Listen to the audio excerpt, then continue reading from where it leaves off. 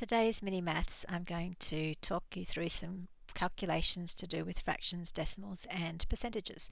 So we'll start by doing some conversions between the three, just like you have to do on your worksheet, and we'll also calculate some proportions. So here we go, let's start. Converting the fraction 3/4 into a decimal and a percentage. So remember this kind of schematic over here from Milo, that should be helpful to you here.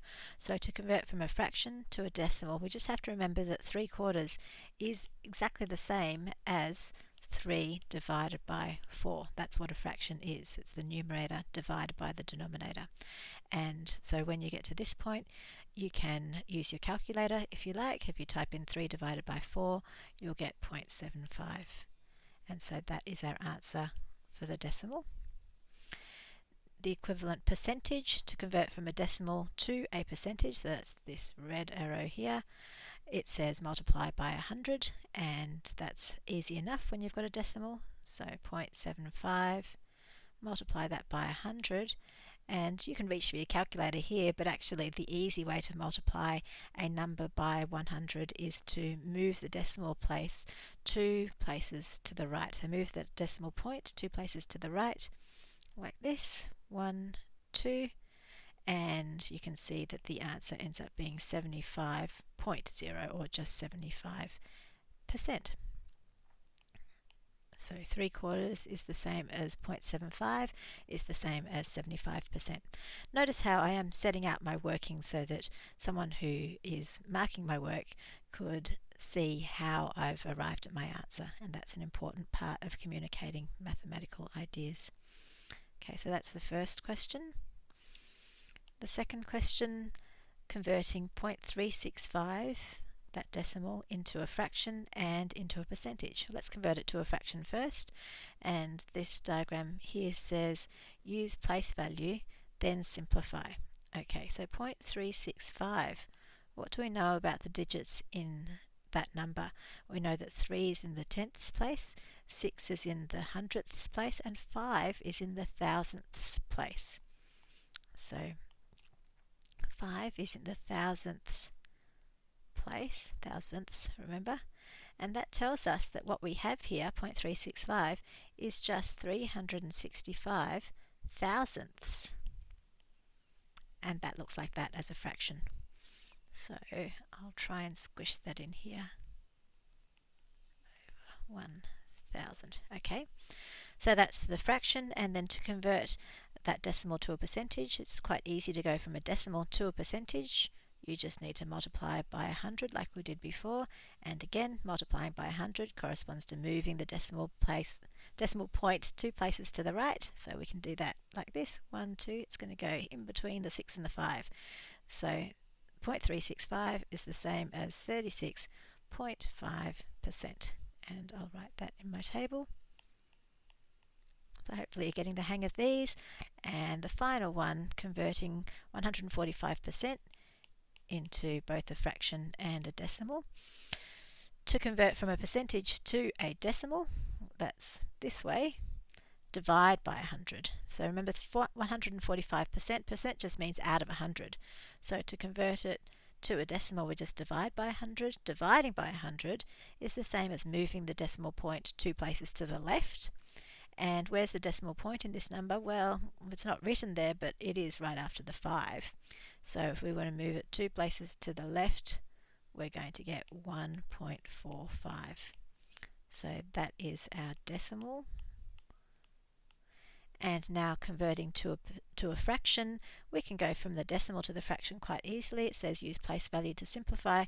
So what do we have when we have 1.45 as a fraction? That is 1, and what's this number? Well, the last digit here, the 5, is in the hundredths place. So we have 1 and 45 100ths. Okay, so 1 and 45 100ths. Now I've just noticed that I have forgotten to do something, and what I've forgotten to do is simplify my fractions. So let's do that now. 365 over 1,000. I hope you can see that both of those numbers, 365 and 1,000, are divisible by 5. And if you divide both of those numbers by 5, you get 73 over 200. And that's as simple as that fraction is going to get. Now 73 and 200 don't have any common factors. So that's that one, and then the other one, so we have 1 and 45 hundredths, looks like this, and hopefully you can see that 45 and 100 are both divisible by 5 again, so dividing both of those numbers by 5 we end up with 1 and 9/20, and that's as simple as that fraction can get. Okay, so that's all the conversions on that table, and hopefully that gives you a good way to get started on your worksheet.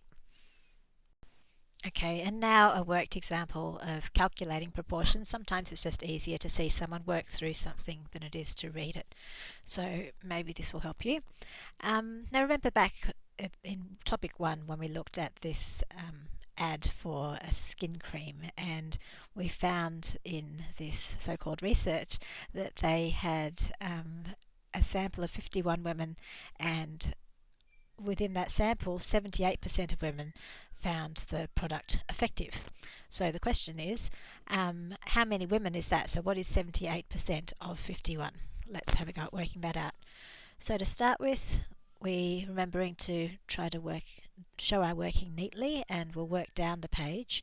So I would always write down the question again, 78% of 51. And in order to calculate that, the first thing we need to remember is that of in maths is times. So 78% of 51 is the same as 78% times 51. And then you can do that on your calculator if your calculator has a percentage button, or if it doesn't, then remember you can convert 78% into a decimal by dividing by 100.